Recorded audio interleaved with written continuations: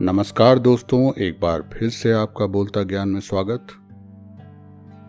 जब कोई हमारा अपमान करता है या इंसल्ट करता है तो उसकी 3 प्रतिक्रियाएं या रिएक्शंस होते हैं: गुस्सा, खामोशी या पलटकर जवाब देना। अब पलटकर जवाब देने में आप हाथापाई पर भी उतर सकते हैं। अब हम इसमें से कौन सा रिस्पॉन्स देते हैं ये इस बात पर निर्भर करता है कि इंसल्ट करी किसने है। अगर वो हमारे बॉस या स्कूल कॉलेज के प्रिंसिपल हैं या किसी बहुत ताकतवर पोजीशन पर बैठे हुए हैं तो शायद पलट का जवाब हम नहीं दे पाएंगे, गुस्सा भी नहीं दिखा सकेंगे, बस खामोश होकर रह जाएंगे, क्योंकि उस वक्त प्रतिक्रिया देना हमको और मुश्किल में डाल सकता है। लेकिन दोस्तों, अपमान तो हुआ है, दिल को ठेस भी पहुंची है, तो क्या किया जाए? उसका एक सरल सा उत्तर है, लेकिन अलग अलग समय पर। दोस्तों, अपमान से बढ़कर कोई अध्यापक या टीचर नहीं होता। अपमान हुआ है तो जवाब भी देना होगा, मगर सही समय आने पर। और अपमान के समय खामोशी ही सबसे सही प्रतिक्रिया होती है। अपने गुस्से को काबू में रखना और पलट का जवाब ना देना, इसके लिए बहुत धैर्य और ठहराव वाला व्यक्तित्व चाहिए।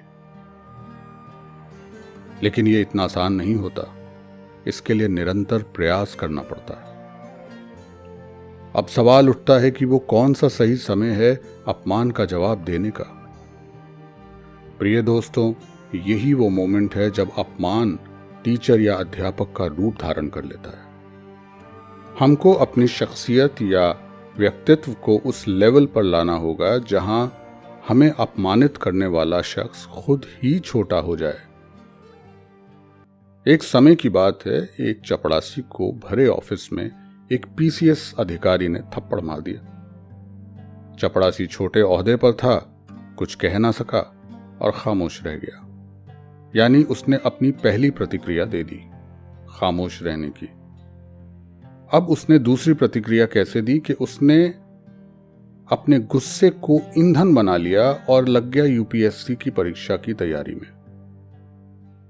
और एक दिन उसने अपनी मेहनत के बल पर आईएएस का एग्जाम क्लियर कर लिया।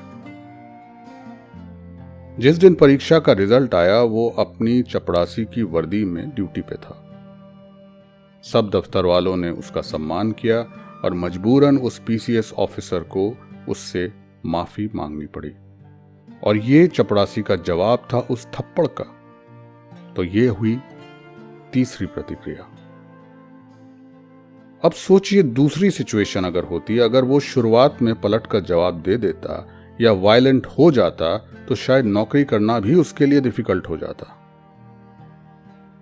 मगर उसने धैर्य रखा और उस धैर्य ने उसको एक नए आयाम पर पहुंचा दिया। पूरी जिंदगी बदल दी। और प्रतिक्रिया उसने दी, मगर सही समय आने पर।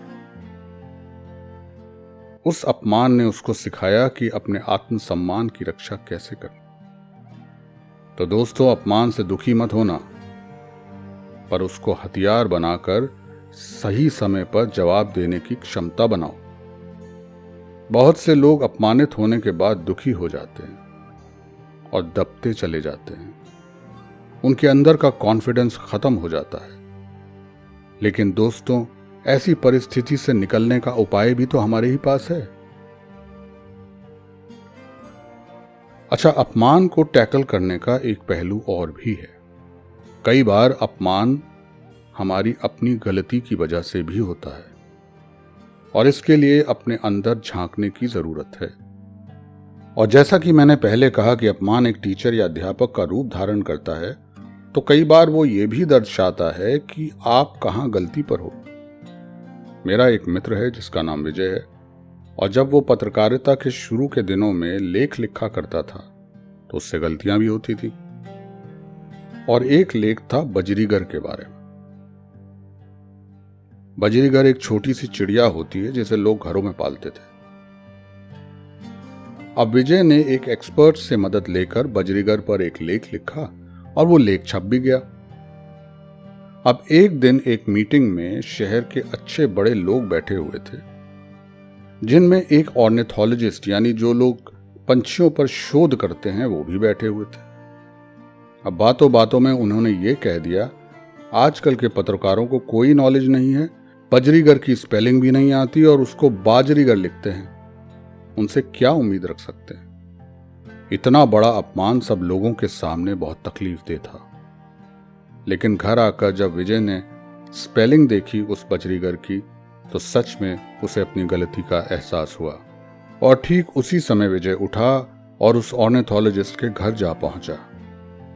ऑर्निथोलॉजिस्ट को लगा कि विजय शायद लड़ने आया है, पर बड़े ही विनम्र भाव से विजय ने कहा कि थैंक यू, आपने मेरी गलती को सुधार दिया। आगे से जब भी चिड़ियों पर कोई लेख लिखूंगा तो आपसे एक बार जरूर मशवरा करूंगा, क्योंकि आपके एक्सपीरियंस से मुझे बहुत फायदा होगा। यह सुनकर ऑर्निथोलॉजिस्ट भाव विभोर हो गया और उसने विजय की सरेआम बेइज्जती करने के लिए माफी मांगी और उसके बाद दोनों दोस्त बन गए। उदार मन से अपनी गलती को मान लेना आपकी तकलीफ को मिटा सकता है। जरूरी नहीं है कि हर बार ईंट का जवाब पत्थर से ही दिया जाए। इस जीवन का लक्ष्य अपने आप को बेहतर बनाना है और वो केवल हम अच्छे चरित्र से ही बना सकते हैं। दोस्तों, आई होप कि आपको मेरा ये वीडियो पसंद आया होगा। इसको सब्सक्राइब करना मत भूलिएगा। अगर आपको लगता है कि कोई कमी रही तो प्लीज कमेंट्स में लिखिएगा जरूर।